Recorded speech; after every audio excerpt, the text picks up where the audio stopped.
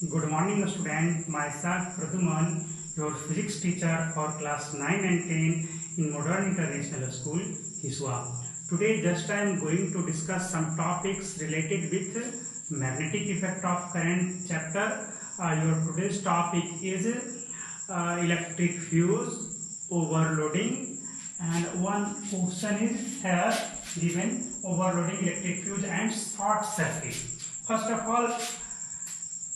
of all, we have to discuss about this question. This is important question और previous part. पिछली class में मैंने आपको कुछ डिस्कस किया था किसके बारे में, डोमेस्टिक इलेक्ट्रिक सर्किट के बारे में. In that circuit just I have explain we use parallel arrangement in this. Your question is here why the series arrangement is not applicable और not use for domestic circuit. Domestic circuit में हम series arrangement क्यों नहीं use कर सकते हैं, इसका क्या कारण है? ये बहुत ही इंपॉर्टेंट क्वेश्चन है, बहुत बार बोर्ड में पूछा भी गया है, इसे आप लोग ध्यान में रखेंगे. तो there is a lot of reason. First reason is if we use series arrangement. If we use series arrangement, तो सीरीज अरेंजमेंट में तो जानते हो क्या होगा. जैसे if you have 3 bulb, then you connect this in this way, one bulb, 2 terminal, one bulb, second bulb. इस तरह से सब में आपको है, इस तरह से बिल्कुल सही. सीरीज में कैसे होगा, इसका एक टर्मिनल मिला दिया, इसका एक मिला दिया. अब क्या होगा, बाकी बच गए ये फ्री. यहां से आपने क्या किया, लाइन दे दिया. अब जरा सोचो, यहां से लाइन जब आपने दे दिया, अगर किसी कारण बस ये डैमेज हो जाए, फ्यूज कर जाए, क्या नेक्स्ट 2 बल्ब आपका ग्लो करेगा? No, they stop working. ये भी एक बहुत बड़ा डिसएडवांटेज है. आपने खुद यहाँ पे सर्किट से ही देख लिया कि अगर कोई भी एक इंस्ट्रूमेंट्स आपका डैमेज हो जाता है, देन आपका क्या हो जाएगा, आपका ये जल नहीं पाएगा, है ना.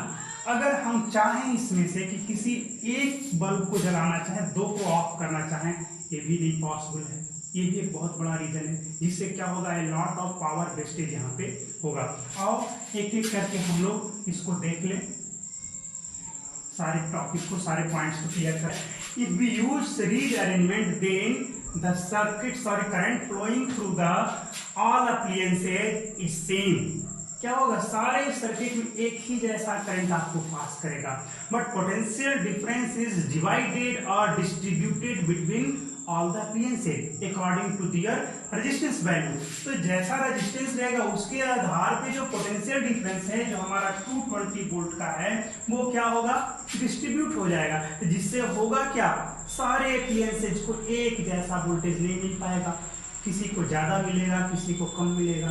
तो होगा क्या, सभी सही से ऑपरेट हो पाएंगे नहीं, क्योंकि उनको प्रॉपर वोल्टेज नहीं मिल पा रहा है. That means they doesn't operate properly. Clear है, मैंने यहाँ पर उसी चीज को लिख दिया है कि the voltage is divided in between the appliances according to their resistance. So each appliances will not get the proper voltage. सारे अप्लायंसेज को प्रॉपर वोल्टेज नहीं मिल पाएगा, जिससे सभी जो हैं ढंग से ऑपरेट नहीं हो पाएंगे.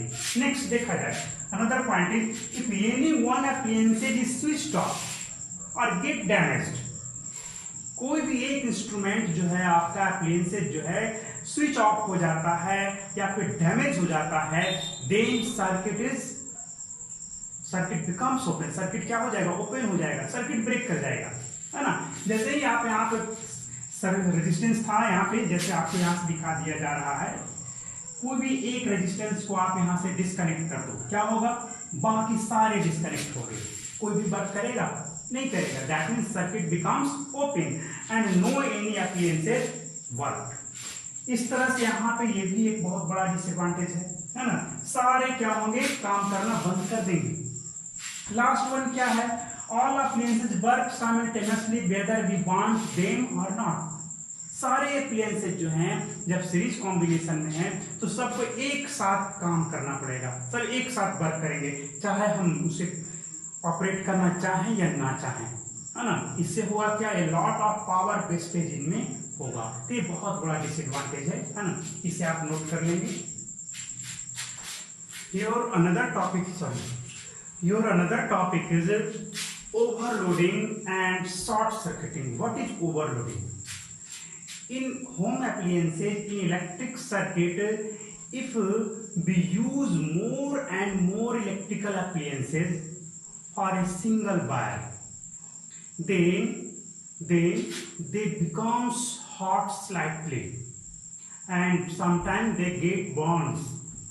होता क्या है कि कभी कभी हम एक सिंगल से पतले वायर में या कोई सिंगल वायर है उसमें बहुत सारे अप्लायंसेस का लोड दे देते हैं, जिससे वो वायर क्या होने लगता है, धीरे धीरे हीट होने लगता है।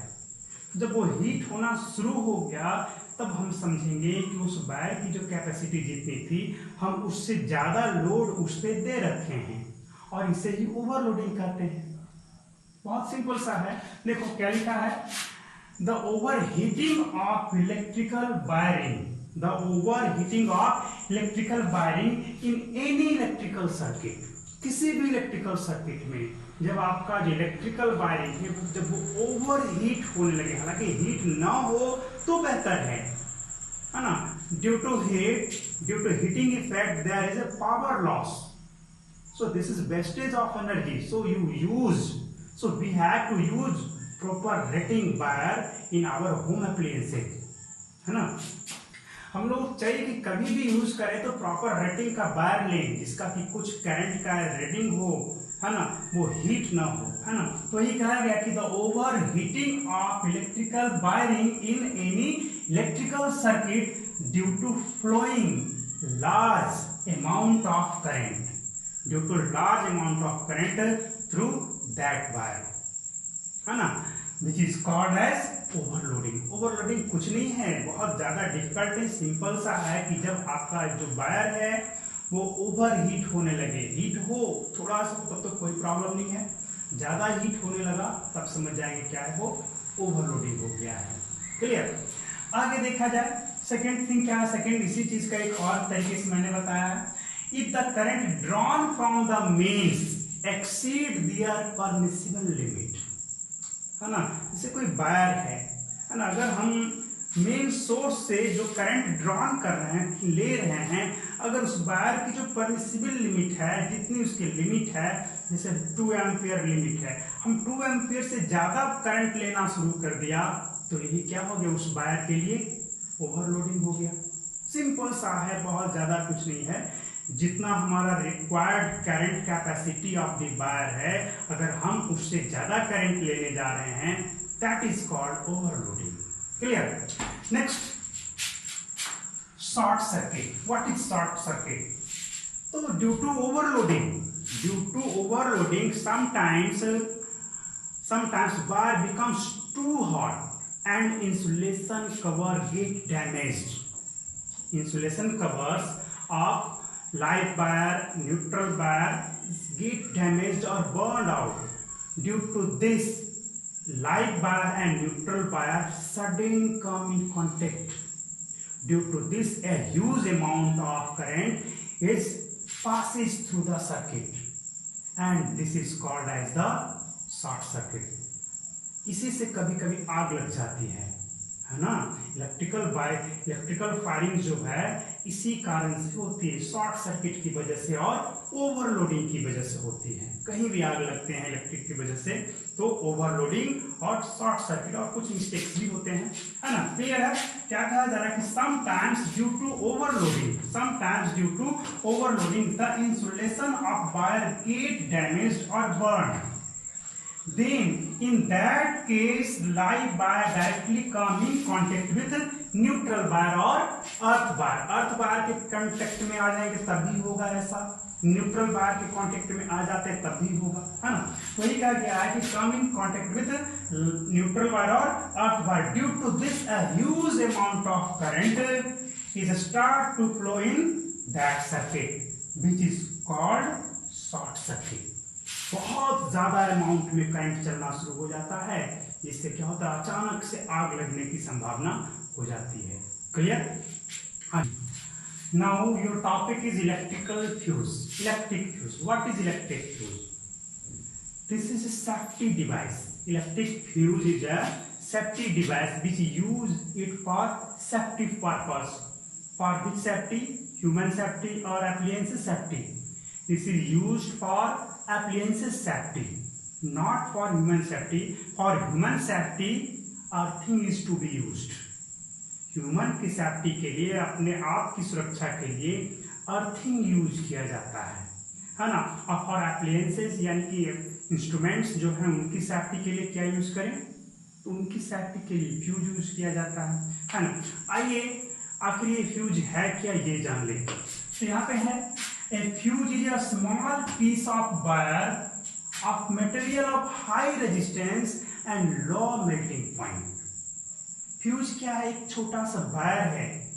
This is a small piece of wire having high resistance and low melting point. High resistance means resistance H equal to I square R आपने पढ़ा होगा। रेजिस्टेंस हाई होगा तो हीटिंग इफेक्ट भी ज्यादा होगा, हीट भी ज्यादा होगा, है ना। तो आइए इस चीज का समझ लें अब। तो ड्यू टू दिस होगा क्या कि जब करंट ज्यादा चलेगा, ज्यादा फ्लो होगा तो हीट भी ज्यादा होगा। और लो मेल्टिंग पॉइंट मीन्स कम टेम्परेचर पे वो मेल्ट करने वाला हो। वैसे वायर का फ्यूज तैयार किया जाता है जिसका रेजिस्टेंस ज्यादा हो और कम टेम्परेचर पर ही वो मेल्ट कर जाए, है ना। तो वैसा कौन सा वायर होगा, कॉपर वायर तो होगा नहीं। कभी भी कॉपर वायर का फ्यूज नहीं लगाया जाता है। हम फ्यूज में कभी भी कॉपर वायर यूज नहीं करते हैं। Generally fuse is made up of fuse wire is made up of N alloy of tin. How many percent? 63%. and lead, how many? 37%. This is the alloy of tin and lead. Tin contain 63% and lead 37%. ये दोनों जो हैं लो melting point वाले हैं। Resistance जो है ये provide करते हैं, ज़्यादा प्रोवाइड कराते हैं, है ना। तो जब भी वायर फ्यूज बनाया जाता है तो इन दोनों के कॉम्बिनेशन से। नेक्स्ट इज कैसे काम करता है। तो ये तो मैंने आपको एक्सप्लेन किया ही है, वो लिखा हुआ भी है नीचे। Electric fuse work on the basis of heating effect of current. Heating effect of current. So when a heavy current, that means जितना हमारा रिक्वायर्ड जो है, जितनी हमें जरूरत की करंट है, जितना की इंस्ट्रूमेंट के लिए है, अगर उससे ज्यादा current, that means heavy current. When heavy current flows through the circuit और एप्लायंसेस, किसकी वजह से? तो ड्यू टू ओवरलोडिंग और शॉर्ट सर्किटिंग। शॉर्ट सर्किट होने से, ओवरलोडिंग होने से क्या होगा, एकदम एक्सेस करंट आपको पास करना शुरू हो होगा ना। तब क्या होगा, H equal to I square R. Resistance तो हाई है ही, करंट जैसे ही ज्यादा हुआ सब कुछ हाई हो गया, बहुत ज्यादा हीट डेवलप होने लगेगा। कहाँ पे? तो फ्यूज वायर में। तब क्या होगा, वो मेल्ट कर जाएगा। तो क्या है, due to this then fuse wire gets heated and melt and break up the circuit को वो ब्रेक कर देंगे। और बाकी क्या होगा, बाकी सब सेफ। सर्किट ब्रेक कर गया तो सेफ हो गया। अनदर थिंग है, it is always connected in series to protect from overloading. ये हमेशा फ्यूज इज ऑलवेज कहाँ कनेक्ट किया जाता है, तो सीरीज में कनेक्ट किया जाता है कभी भी। किस लिए? तो ओवरलोडिंग से बचने के लिए। ओवरलोडिंग हो रहा है तो क्या होगा, हमारा वायर जल जाए, आग लग जाए, उसकी वजह से वो उसकी सेफ्टी के लिए फ्यूज रहता है। फ्यूज ही ब्रेक कर जाएगा तो बाकी सब सेफ हो जाएगा। हम समझ जाएंगे कि वो हम जितना जरूरत है उससे ज्यादा हम लोड दे रहे हैं। Next is it is always connected in live wire, not in neutral wire. कभी भी फ्यूज को कनेक्ट किया जाता है तो लाइव वायर में। क्यों? अगर हम न्यूट्रल वायर में हम क्या करें, यहाँ से फ्यूज है, ये फ्यूज आपका है, ये न्यूट्रल वायर है। अगर हम फेज वायर में, और ये न्यूट्रल वायर है, अगर हम ये फ्यूज, ये आपका क्या हो गया, डैमेज हो गया। तो डैमेज हो गया तब क्या होगा, आगे का तो सर्किट ब्रेक कर गया, आगे तो लाइन जा नहीं रहा। हम लोग किस में रहेंगे, कंफ्यूजन में रहेंगे कि लाइट चली गई है या फ्यूज ब्रेक किया है, पता तो चल नहीं रहा है। वैसे केस में क्या होगा, अगर फेज वायर जो है हमारा लाइव वायर का अगर जो कट हो जाता है तो इधर लाइव वायर तो है नहीं, इलेक्ट्रिक शॉक तो लगेगा नहीं। अगर यही हम लाइव वायर में ना दे करके लाइव वायर को डायरेक्ट दे दें और न्यूट्रल वायर में हम दे दें, न्यूट्रल वायर में हम फ्यूज को यूज करें, तब क्या होगा, फ्यूज तो चला गया, सर्किट तो ब्रेक कर गया, सारे इंस्ट्रूमेंट ऑफ हो गए, बट पूरे होल सर्किट में लाइव वायर जा रहा है। बाय मिस्टेक अगर आप धोखे से आपको लगे कि यहाँ पे लाइन तो कटा हुआ है, आप जैसे ही वायर को टच करोगे बहुत जोर का शॉक लग जाएगा, है ना।